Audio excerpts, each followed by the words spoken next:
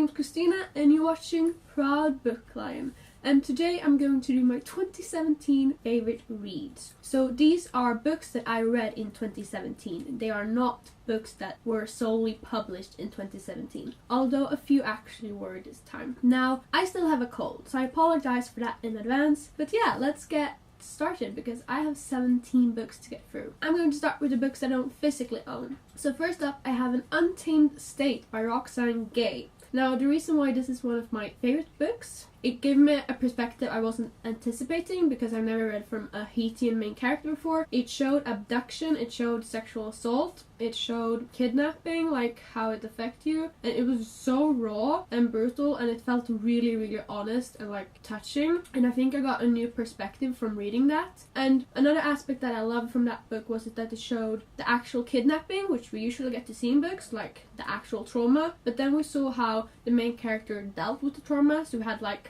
trauma and then recovery, and through her recovery she actually developed an eating disorder, which is a real big trigger warning. I was not anticipating that. Please be aware of that before you read it. I was not in the best mindset and it was probably not the best time for me to read that book. However, I love that they did show it, and they did show how she actually recovered, and they did show that even when she was fully recovered it still affected her, which I really loved. The second book that I don't physically own that's also on my favorite lists, and please know that these books do not have any specific order. I just kind of put them in a pile, and the ones that I don't own I wrote on a paper. So yeah. But the second book is The Rest of Us Just Live Here by Patrick Ness. Now, the reason why this is one of my favorite books is actually not because of the main character, although I love the representation, which is actually one of the reasons. And Mikey, the main character, has OCD. Another character is gay, another is biracial, I believe she's Finnish and something else. Don't hate me for not knowing, I'm sorry. And his sister is actually recovering from an eating disorder, and there were one specific scene that was so very me, and I felt so, I'm not sure, validated. I felt like I wasn't a fraud anymore, and I felt so, well, I don't know, seen. I didn't feel alone anymore, and it was so nice reading, and overall the book was a really lovely read. But especially that scene, I've carried that scene with me for so long now, and I'm just so thankful that the book exists. And the third and last book of the ones that I don't physically own is actually a book I won, and I have it on my phone, and it's Eliza and Her Monsters by Francesca Sapia. Now, the reason why I love this book is not only because I won it from Booktubeathon, although you can say that Booktubeathon has a part in it, because I love it because of the way it shows a community and a fandom coming together and being some sort of family, and how it can spread to different parts, because she creates a comic, but then Wallace, he's a fanfiction writer, and she has her own merch shop. It just feels very close to home, and I love how she interacts with her online friends, that she sends them stuff and she gets stuff from them, because I have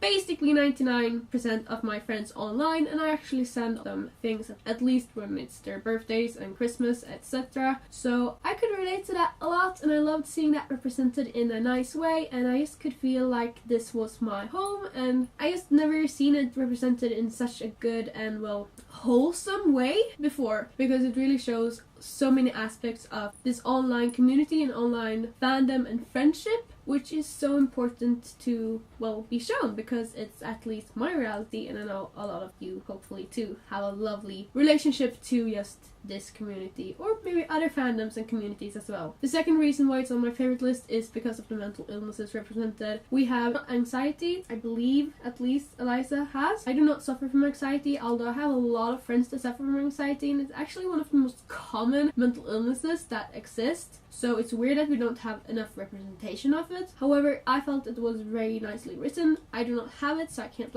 talk about her yet, but as an anxious person in herself, I could relate to a lot of what Eliza was thinking, so I really love that aspect, and I believe that the love interest is selective mute or has selective mutism. I'm not 100% sure though, so yeah, don't trust me. The last reason why it's on my favorite list is because it talks about being suicidal and having suicidal thoughts, and it shows that in a very respectful way. And for someone that has been suicidal the majority of her life. I could really relate to that, and I really liked seeing that written, for me at least, fairly well. I can't speak how other people will relate to it or interpret, but yeah, I really liked seeing that incorporated in a book as well. So next up on my favorite list, I have Gena/Finn by Kat Helgeson and Hannah Moskowitz. Basically, the reason why it's on my favorite list is again online friendships, because Gena and Finn, they start talking online and then it like goes into more. It also deals with having relationships, and one of the characters has schizophrenia, which is like the second book ever I read with a main character that has schizophrenia, and I think it's really important to show. And it also shows a bit about like behind the scenes, which I thought was really interesting. Next up, I have Little Mortars by Kara Thomas, and the reason why it's on my favorite list is because it was so thrilling, exciting, and I just flew through it. Although it did remind me of a like real life crime case, and that case was really disturbing, and that didn't really feel good, but I just loved flying through it, and it really matched my interest right now in my life, because I love BuzzFeed Unsolved. I love listening to podcasts about unsolved murders and cults and like the abnormal and supernatural, so it just really fit me at this point in my life. So yeah, loved it. Next up, I have Every Last Word by Tamara Ireland Stone, and the reason why I love this book is because it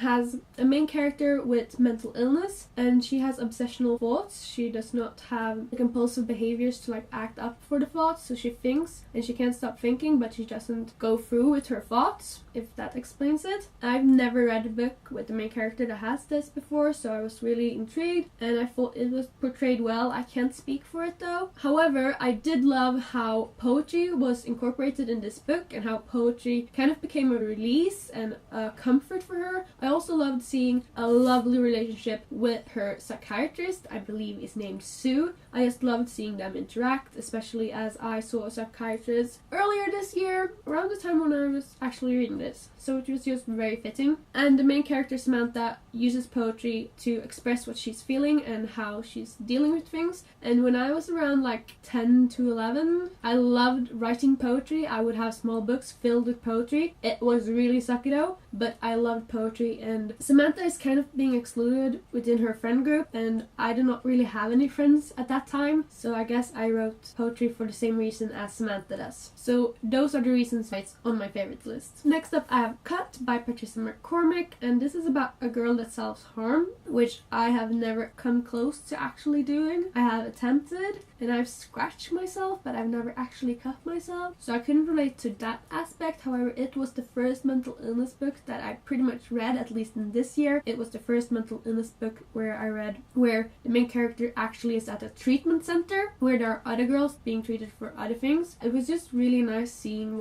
mental illness and seeing how she interacted with other things, and the full reason why it's on my favorite list is because the main character Callie, she wants to get better, and I desperately, especially in the beginning of this year and throughout the year, needed to see characters that want to become better, that want to improve, that want to recover, because that is what I've needed in my life. I've needed motivation, and I've needed people that want to become something, even if they're not there yet, even if they're not even halfway. They aspire to become healthy, they aspire to be something, they want to become better, and Callie wants to become better by the end of this book, and that is why it's on my favorite list. Next up, I have This Song Will Save Your Life by Layla Sales. Now, the reason why this is on my favorite list is because I stayed up to like 4 a.m. reading this, which isn't that long considering me. However, it kind of was in the beginning of the year because I really screwed up my sleeping schedule as the year passed. I really loved it. I loved seeing the main character. It's not stated that she has depression, but I could see how I reacted and acted in the same or similar way to Elise, and that is one of the aspects I loved it, and I love that she finds an outlet to express herself. And another small reason why it's on my favorite list is because Elise has separated parents, like they've divorced. My parents are still together, but I love seeing that in books. I'm not sure why. And she has a really nice relationship with both of her parents, which I do really love seeing.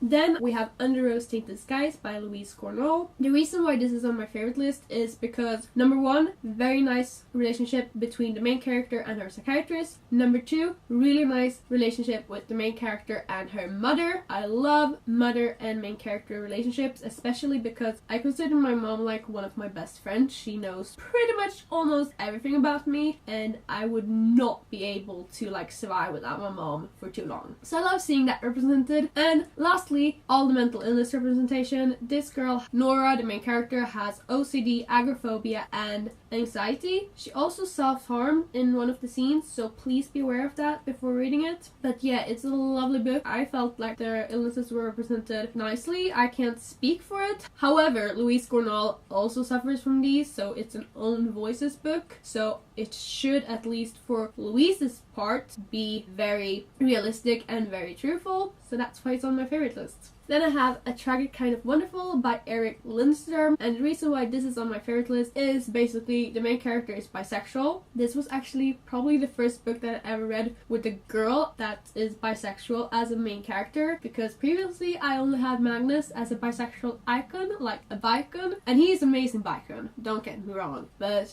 as a girl I was desperate for seeing girls being bisexual, and I got to see that in this book. The girl also suffers from bipolar disorder, and that is not an illness that is represented enough, I believe. So it was really nice seeing that. I can't speak for the rep though. And it was also nice seeing her aunt also having bipolar disorder, however it's being portrayed in another way, and that's actually very important to show that even if you have the same diagnosis, they can act out in different ways and you don't always have the same symptoms, which is super duper important, especially when it comes to mental illness. So yeah, I really love those aspects, and I also love the fact that Mel, she works. And a lot of characters in YA, of course, naturally do not work, but I liked seeing her work, especially as a retirement home. I do not work at a retirement home, but I have done previous summers, so I could relate to that.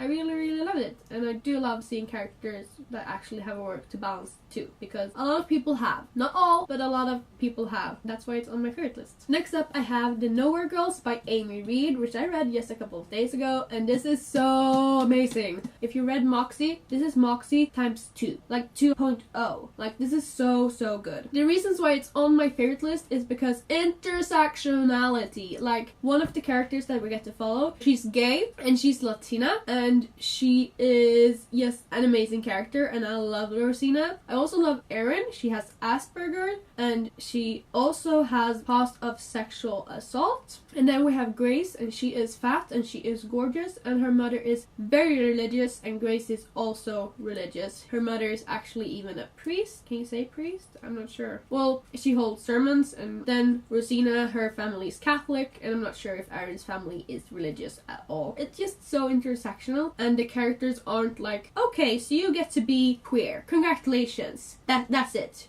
No, you can't be anything else because you're too diverse then. I loved seeing like full wholesome characters, and even the characters that we just get to mention, they have a story, they have like a past, they are so dimensional. Like, usually in YA at least, I notice characters being very like one-dimensional, maybe even two, but that's the max. But these are 3D characters. I could like see them in front of me, and I love seeing like feminism and girls stand up for each other and girls actually changing something. And this is like about rape culture, and after the Me Too movement, I just felt so inspired, and I felt so strong, and I just felt really empowered by this book, and it really felt like humans together can make a change, and it's so important. And I absolutely love this book, and I kind of want to, well, like, I don't want to throw it in people's faces, but like, read it, please. That's why it's one of my favorite books this year. And I could also relate a lot to like what people were saying and thinking, because I think sexual assault is something, and rape is something so common in our natural world nowadays. We don't like think about it like 2 times extra, or we don't think about the way that we naturally talk about it, and we need to change like the natural talk, like the bystanders, the one that are allowing it to happen.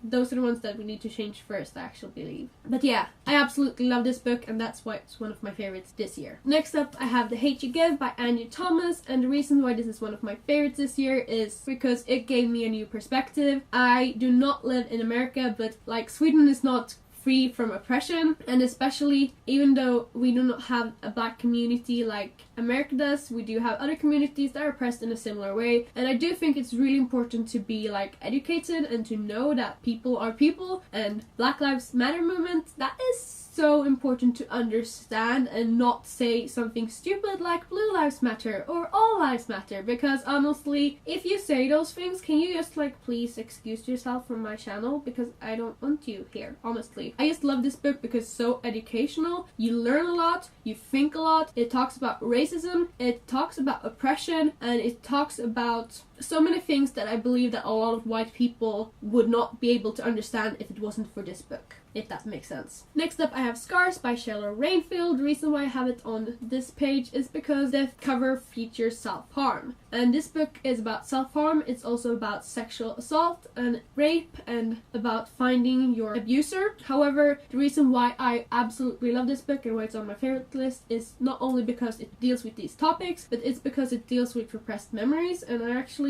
kind of have a similar past with repressed memories, although I'm not even sure if mine are true, so I can't really say anything. But yeah, I got a lot of memories back when I was around like 10, 11, 12 from my childhood. Not as traumatic as these, please do not worry. But yeah, I could really relate to that, and I've only read it in person being a wallflower before, so thank you for this book. The main character also uses art as an outlet for her like feelings, which is like, thank you so much for like giving a hobby and giving an outlet for something. It's so important and crucial to have. And then I also love it because the main character, I believe she's lesbian, at least she gets involved with another girl, and they are a girl-to-girl relationship that help each other with their struggles, which I adore. So that's why it's one of my favorites this year. Next up I have The Princess Saves Herself in This One by Amanda Lovelace. If you have not watched my channel, I'm sorry, but this is like the best poetry collection ever, and you really should check it out if you're interested in poetry and if you like poetry and if you're able to, well, read it, of course. I have never read poetry before, but I saw a couple of poems on her Instagram